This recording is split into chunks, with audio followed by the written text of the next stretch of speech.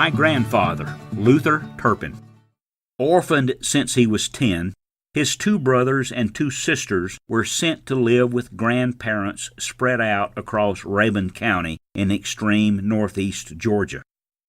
His name was Luther Monroe Turpin, and he was my maternal grandfather.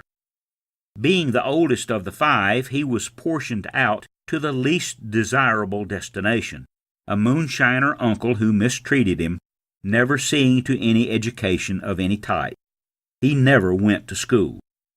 He taught himself to read and write on his own. Stories handed down say that a large man, a 6'11" tall employee of his uncle, who bought his size 19 shoes from the Sears and Roebuck catalog, routinely disciplined him. This set of circumstances could be frightening for any 10-year-old. Anyway, my grandfather ran away from that uncle when he was 14 and worked in a logging camp along the Tallulah River. He recalled for me that day when he walked away, saying that the icicles were hanging off his hat and all of his worldly possessions he carried in his coat pockets.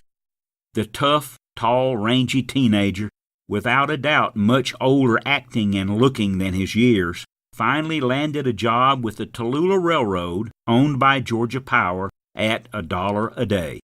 He worked for Georgia Power his entire life until his retirement at 65, with a gold pocket watch and a rod and reel as company gifts. Before retiring, he had become the locomotive driver or engineer. I used that rod and reel he received myself at about 10, and, of course, wish I still had it. He was more comfortable with a long cane pole wound with black nylon line and a bucket of worms. At 17, already having been totally on his own for 3 years, he noticed a young chestnut-haired girl, then 13, playing in a schoolyard in the small mountain community of Wiley, Georgia. It is said that he turned to a companion, asked her name, and replied that she was the woman he would marry. The outlook for life was short in those days. You had to get on with it. Her name was Amanda Smith. They married 2 years later, produced 7 children, and had been together for 52 years when Mandy passed away at 67. Their 3rd child and 2nd girl was my mother, Margaret Fred Turpin. She was named for a favorite uncle who was a Marine in the First World War. Life in the North Georgia mountains was surely hard. A garden and farm animals produced much-needed food with so many mouths to feed, but cash money was scarce with such a brood. My mother relates that for one Christmas she got only an orange. Yes, an orange, and that was all, but it tasted good. When I was about 8, Luther and Mandy retired, and for a few weeks every summer, Luke and Mandy became my fishing buddies. We visited Mandy's half-sister and her family, who had a little farm on the side of a mountain bordering the Tallulah River in Lakemont, Georgia.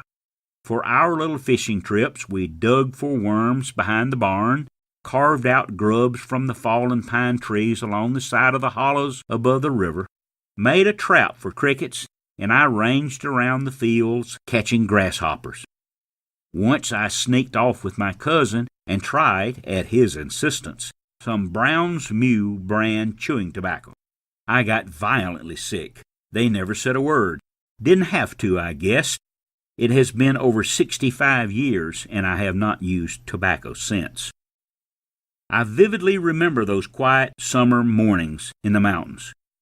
We would walk along the railroad track between the rails, the 3 of us, with me in the middle. Those same rails my grandfather had helped to spike into place 50 years before. It was 2 miles to the river. A steep descent took us to a deep pool beneath a trestle. It was on these warm days I came to know Luke and Mandy. They were lifelong partners who shared all about their lives that a youngster, intent on the next bite, could absorb. We always walked back for lunch, and Luke would slice fresh tomatoes with his pocket knife and make a sandwich for me on white bread. We would have peaches for dessert. A summer then was a grand prize waiting at the end of school.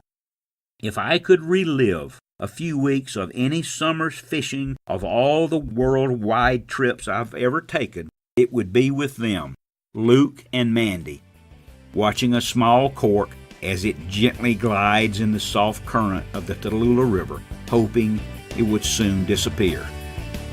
Grandparents are, by and large, special people, and sometimes even fishing buddies. I just hope Gail and I are too, after all is said and done. We're trying.